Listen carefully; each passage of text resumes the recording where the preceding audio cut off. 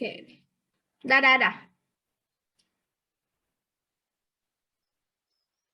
Assalamualaikum warahmatullahi wabarakatuh. Waalaikumsalam warahmatullahi wabarakatuh. Baiklah teman-teman, pada pertemuan kali ini kita akan mendiskusikan tentang materi gaya, gerak, dan pengaruhnya.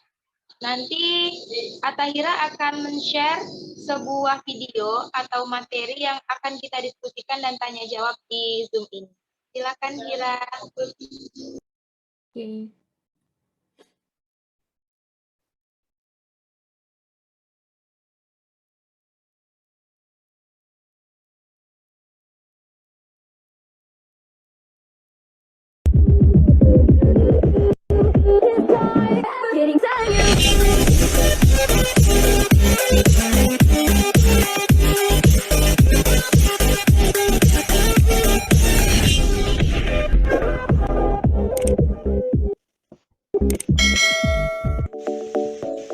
Halo anak-anak semua, kembali lagi bersama Putri D dalam mata pelajaran Ilmu Pengetahuan Alam. Bagaimana kabar kalian? Semoga selalu dalam keadaan sehat ya dan tetap semangat untuk belajar di rumah.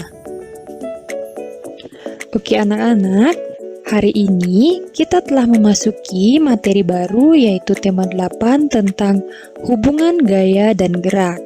Oke anak-anak, adapun materi yang akan kita bahas pada video kali ini yaitu yang pertama, kita akan belajar tentang gaya dapat mempengaruhi gerak benda. Kemudian yang kedua, kita akan belajar tentang macam-macam gerak benda. Dan yang ketiga, kita akan belajar tentang gaya dapat mempengaruhi bentuk benda. Nah, untuk mempersingkat waktu, langsung saja kita ke pembahasan. Nah, pada video sebelumnya kita telah belajar tentang gaya dan gerak. Nah, hari ini kita akan belajar bagaimana hubungan antara gaya dan gerak. Oke? Nah, apakah kira-kira gaya dan gerak itu sama? Anak-anak, tentu gaya dan gerak itu berbeda. Nah, perbedaannya seperti apa? Jika gaya merupakan tarikan atau dorongan yang diberikan kepada suatu benda sehingga benda tersebut dapat bergerak. Sedangkan gerak merupakan perpindahan tempat dari posisi awal ke posisi akhir karena adanya gaya. Nah, jadi jelas di sini bahwa hubungan antara gaya dan gerak yaitu gaya dapat mempengaruhi suatu benda dapat bergerak, sedangkan gerak terjadi karena pengaruh gaya. Nah, jadi gaya dan gerak itu saling berhubungan. Kemudian selanjutnya kita akan membahas tentang gaya dapat mempengaruhi gerak benda. Gaya yang diberikan ke sebuah benda dapat mempengaruhi gerak benda. Nah, yang pertama yaitu gaya dapat mempengaruhi benda diam. Sebagai contoh yaitu ketika kita sedang bermain sepak bola. Nah, kalian bisa perhatikan bola yang awalnya diam, kemudian kita berikan gaya yaitu berupa gaya otot kaki, maka benda diam atau bola diam ini akan bergerak menuju ke gawang. Itu artinya bahwa gaya dapat mempengaruhi benda diam. Kemudian yang kedua yaitu gaya dapat mempengaruhi benda yang bergerak. Contohnya ketika kita sedang bersepeda. Nah, ketika kita mengayuh sepeda dengan pelan, maka sepeda ini akan melaju dengan pelan juga. Begitu pula ketika kita mengayuh sepeda ini dengan cepat, maka laju sepeda ini akan semakin kencang. Nah, itu artinya gaya dapat mempengaruhi benda yang bergerak. Kemudian selanjutnya kita akan membahas tentang macam-macam gerak benda yang ada di dalam kehidupan sehari-hari. Nah, anak-anak, ada kurang lebih 8 macam gerak benda yang ada di dalam kehidupan sehari-hari. Nah, yang pertama yaitu ada gerak berputar, kemudian yang kedua ada menggelinding, yang ketiga ada jatuh, yang keempat ada memantul, yang kelima mengalir, yang keenam mengapung, yang ketujuh melayang, dan yang kedelapan ada tenggelam. Untuk lebih jelasnya, kalian bisa simak video berikut ini. Yang pertama, kita akan bahas tentang gerak berputar. Nah, gerak berputar adalah gerak suatu benda berupa lingkaran yang mengelilingi suatu titik. Nah, contohnya di sini adalah gerak berputar pada kipas angin. Kalian bisa perhatikan bahwa kipas ini bergerak mengelilingi titik porosnya. Kemudian contoh yang kedua yaitu pergerakan kincir angin. Nah, kincir ini bergerak juga mengelilingi porosnya. Ini adalah contoh dari gerakan berputar. Kemudian gerak yang kedua ada gerak menggelinding. Nah, gerak menggelinding adalah gerakan berputar sambil berpindah tempat. Nah, kalian bisa perhatikan pada roda sepeda ataupun roda mobil ini. Nah, kedua roda ini bergerak secara berputar, namun berputar berpindah tempat, sehingga roda ini disebut dengan menggelinding. Kemudian gerak benda yang ketiga yaitu jatuh. Jatuh adalah gerak suatu benda yang semula letaknya di atas berubah menjadi di bawah. Nah, contoh benda jatuh adalah buah yang jatuh dari pohonnya. Kalian bisa perhatikan, buah yang semula berada di atas, kemudian jatuh sehingga berada di bawah. Nah, ini adalah contoh dari benda yang jatuh. Kemudian selanjutnya, gerak yang keempat yaitu gerak memantul.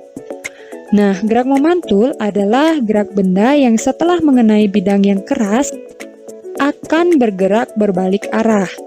Nah, kalian bisa perhatikan pada gambar ini, ada seorang anak yang sedang bermain bola, di mana bola ini melakukan gerakan memantul.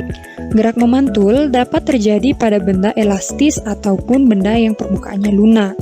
Kemudian selanjutnya, gerak yang kelima adalah gerak mengalir, di mana gerak mengalir ini adalah gerak air dari tempat yang lebih tinggi ke tempat yang lebih rendah. Contohnya yaitu ketika kita menuangkan air dari teko ke dalam gelas.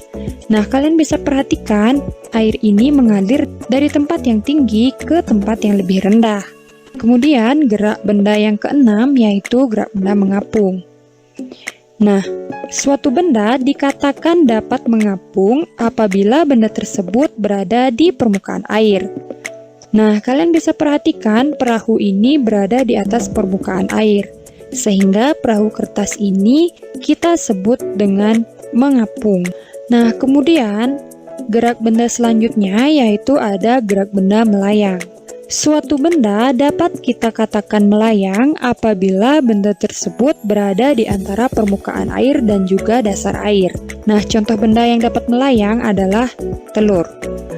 Nah, kalian bisa perhatikan telur ini melayang di dalam air. Telur ini berada di antara permukaan air dan juga dasar air. Kemudian gerak benda yang ke-8 adalah tenggelam. Suatu benda bisa kita katakan tenggelam apabila benda tersebut turun sampai ke dasar air. Nah, contoh benda yang dapat tenggelam adalah batu. Nah, ini adalah batu yang berada di dasar air yang tenggelam. Nah, itulah 8 jenis atau 8 macam gerak benda dalam kehidupan sehari-hari yang perlu kalian ketahui. Nah, anak-anak, gerak benda ini dapat terjadi tentu dipengaruhi oleh beberapa hal. Nah, adapun hal-hal yang mempengaruhi gerak benda itu, yang pertama adalah berat benda. Nah, anak-anak, gerak benda ada yang dipengaruhi oleh berat benda. Sebagai contoh yaitu pada laju mobil dan laju kereta api. Laju mobil lebih mudah direm daripada laju kereta api, karena kereta api jauh lebih berat daripada mobil. Kemudian, hal yang kedua yaitu dipengaruhi oleh luas permukaan benda. Nah, anak-anak, walaupun memiliki jenis bahan dan berat yang sama, kecepatan benda yang jatuh dapat berbeda-beda. Nah, hal ini disebabkan oleh perbedaan luas permukaan benda.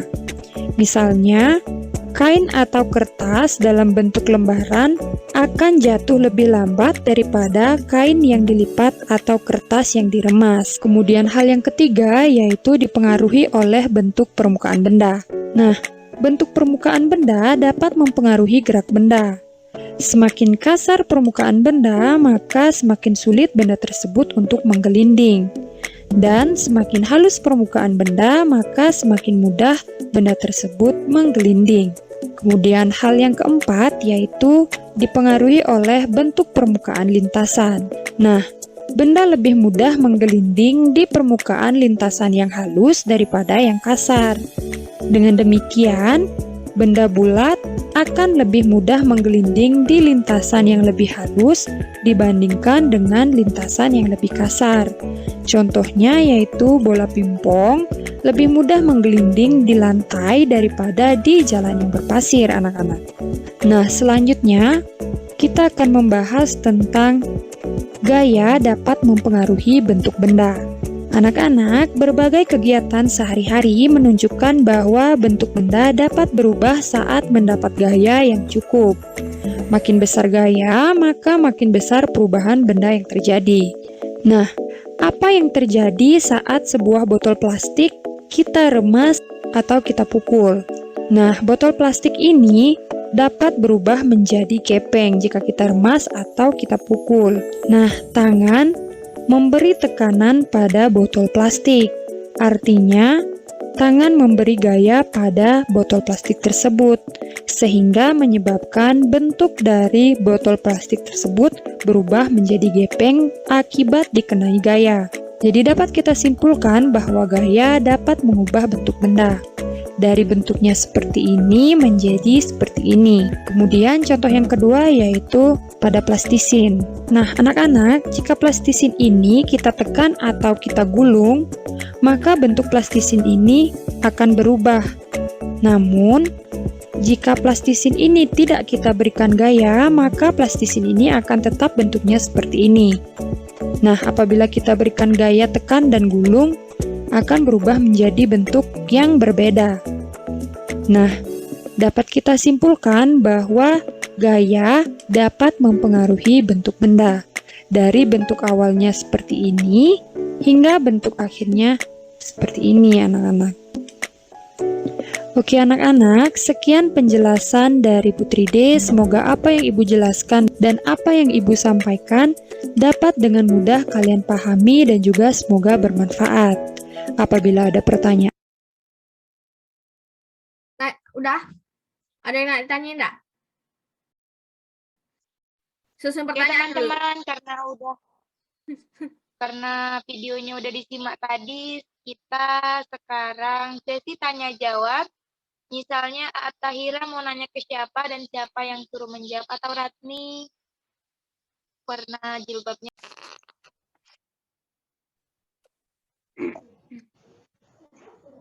Yuk udah. Oke teman-teman, karena video tadi udah kita simak sama-sama, sekarang kita sesi diskusi. Silakan teman yang ingin bertanya dan siapa yang akan menjawab pertanyaan itu, kita sebutkan di sini. Ziza, dulu Kalau Ziza. belum ada yang mau bertanya, saya dulu yang bertanya untuk Vivi. Vivi? Ya.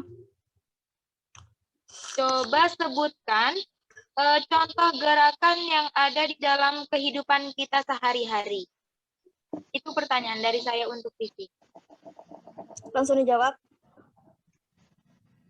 Langsung dijawab boleh, nanti boleh, atau nunggu dikumpulin dulu pertanyaannya. Dikumpul aja dulu, Nak.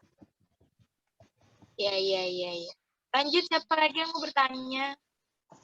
Ira, Ira. Pertanyaan dari Ira, contoh dari hukum Newton 1, 2, dan 3 kepada fitratul husna.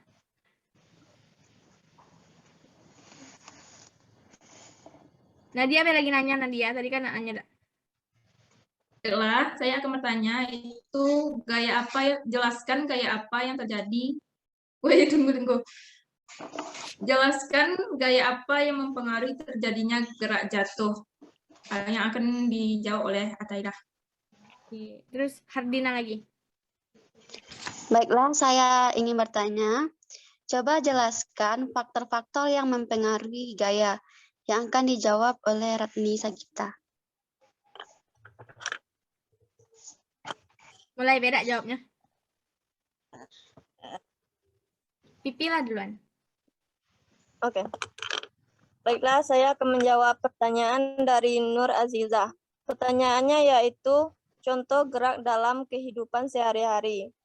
Yang pertama yaitu mobil yang berjalan, seseorang yang berjalan, kelereng yang menggelinding, kereta yang melaju, dan air terjun yang jatuh dari ketinggian. Setelah itu jawaban dari saya. Terima kasih. Sama-sama.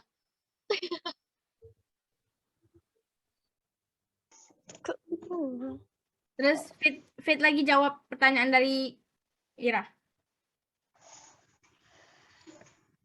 Baiklah, saya akan menjawab pertanyaan dari Atahira yang itu contoh hukum Newton 1, 2, dan 3. Contoh hukum Newton 1 yaitu ketika mobil melaju dengan sangat kencang, kemudian direm mendadak, otomatis penumpang akan tiba-tiba terdorong ke depan. Yang kedua, contoh hukum Newton 2, buah sedan akan lebih cepat melaju sebelum truk karena sedan bermassa lebih kecil dari truk. Yang ketiga itu contoh dari hukum Newton ketiga, yaitu basket yang dipantulkan ke tanah akan. Sekian jawaban dari saya. Baiklah, saya akan menjawab pertanyaan dari Nadia. Pertanyaannya, jelaskan gaya apa yang mempengaruhi gerak jatuh. Gaya yang mempengaruhi gerak jatuh adalah gaya gravitasi. Gaya gravitasi sendiri adalah gaya tarik-menarik yang besarnya berbanding lurus dengan perkalian massa masing-masing benda dan berbanding terbalik dengan kuadrat jarak antara keduanya. Yang dimaksud dari benda di atas adalah antara bumi dengan benda yang jatuh ke pusat bumi. Gaya tarik bumi terhadap benda tersebut disebut sebagai gaya gravitasi bumi.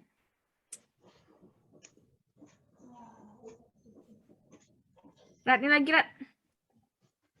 Baiklah, saya akan menjawab pertanyaan dari Dina, yaitu faktor yang mempengaruhi gaya. Ada 3 faktor yang mempengaruhi gaya. Yang pertama, dorongan, yang kedua, tarikan, dan yang ketiga, gravitasi. Dija. Gimana? Udah, ada yang mau Kita tutup nambahin? lagi, teman-teman. Iya, ada yang ingin menambahkan mungkin. Sepertinya tidak. Husna, Nadia, atau ada yang masih kurang paham bisa ditanyain biar kita jawab sama-sama.